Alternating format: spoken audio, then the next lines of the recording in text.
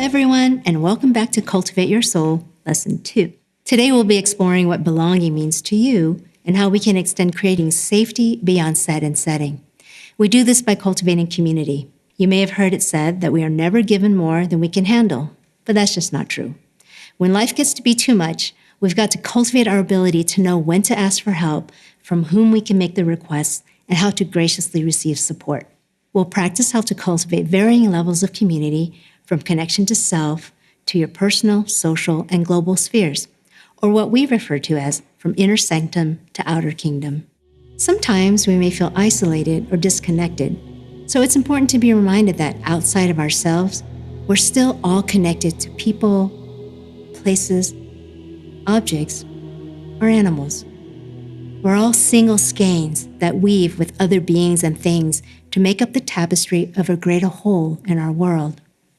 This is why it's so important to understand how to cultivate a supportive community and meaningful connections. In most cultures, difficult endeavors, joyful celebrations, or sacred work are not done in isolation. Ceremonies are usually done in groups with family members and village neighbors. Unfortunately, in modern times, many of us find ourselves too often alone and at a loss to find a sense of belonging. Yet, research indicates that when humans work toward a goal or a shared journey together, the power of transformation is exponentially powerful. Supportive relationships provide encouragement, understanding, and feedback, fostering a sense of belonging and creating a space for self-discovery and transformation.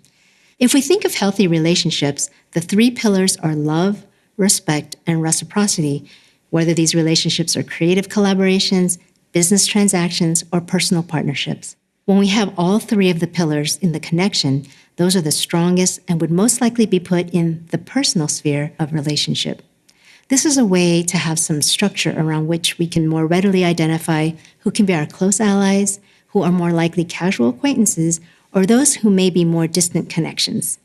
This can help us to know who to have close by while also setting clear boundaries. Rather than having a vague idea of what supportive community or belonging are, let's do an exercise now to help us identify our support team, or as we say in Hawaii, our ohana, family. Ohana means not only members connected through kinship, but also those of our chosen family, and can extend to the greater community of people who live with the spirit of aloha, love, respect, and reciprocity. This is going to help you to see who you can count on for what in your life, depending on the level of connection you have. We'll be moving from our most intimate connections, the inner sanctum, to an extended or global community, the outermost kingdom. This is not about labeling people, but it's about helping you to more easily concretize from whom you can request and expect various levels of connection and support. The stages from innermost sanctum to the outermost kingdom can vary depending on the specific context or metaphor being used. For example, if you've been hiking with friends and find yourself lost in the woods, let's consider a support team map. Your inner sanctum is you. You may ponder in a serious situation if you can count on yourself, and can others count on you? Write a few notes about this.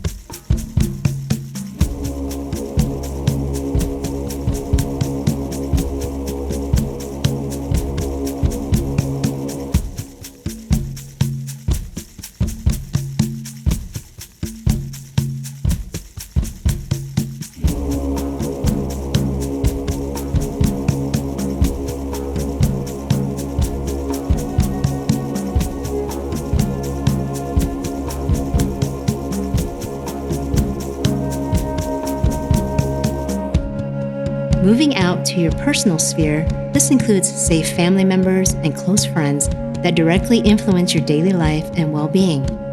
Imagine these are the folks you can count on who would seek signs for the path to safety, forage for food, or help build a shelter with you. You trust them and appreciate how they're resourceful, collaborative, or innovative solutionists. Write notes on who you'd like in this sphere and who in your life is already there.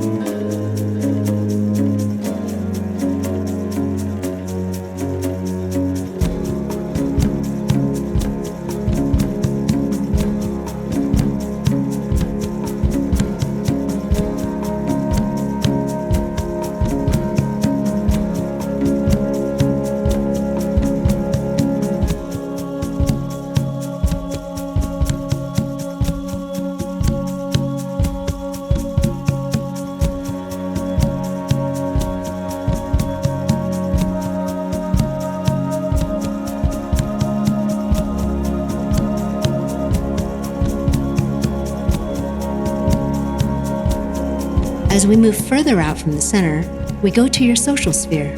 This involves engagement with a broader community or social network. In our metaphor, these may be people who are with another hiking party or campers you encounter as your party is wandering in the woods.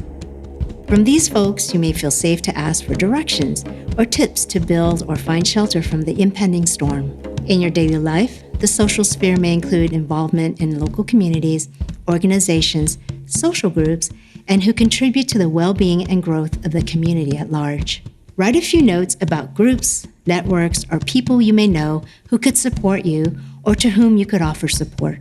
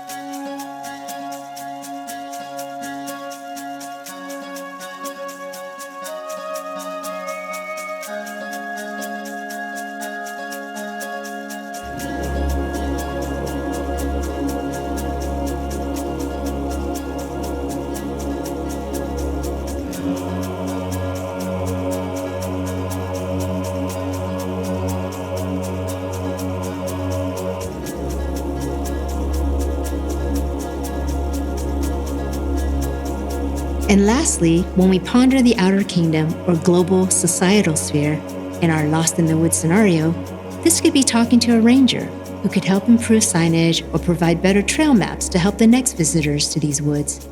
This could be leaving your hiking sticks or extra water canteens at the trailhead for the next visitors. Write about who your actions could support or what group you could be involved with to bring new perceptions and contributions that would benefit others.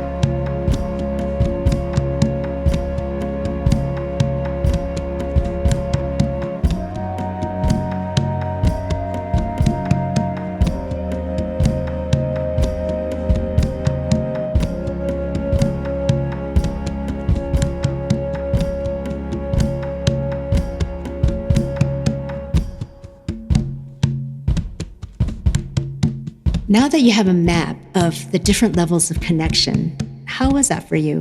Were you able to feel more connected to your ohana or support team? Were you able to see where you may need to cultivate more community? It's important to note that these stages are not necessarily linear or mutually exclusive, and they can vary depending on individual perspectives and circumstances. The progression from inner sanctum to outer kingdom represents an expanding circle of community and engagement, where your interactions and impact start with you, then extend beyond to reach larger spheres of existence. For this week, to cultivate community, try these practices. Request help. Practice asking for help. Choose 3 people, one from a different level of connection. Consider what would be appropriate to ask from someone in the type of connection you have. Make a direct request. Prepare to receive. Also prepare for that person to make the choice that works for them. Remember, a request is not a demand. Note what you learned from the yes, no, or any other responses they may give you.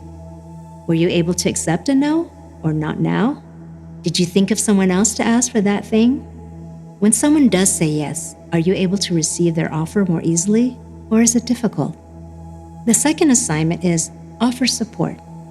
Did you receive any requests for support this week? Were you able to offer support? Was it outside of your capacity, ability, or personal boundaries? Did you feel more connected in this experience? Another assignment is emergency contacts card.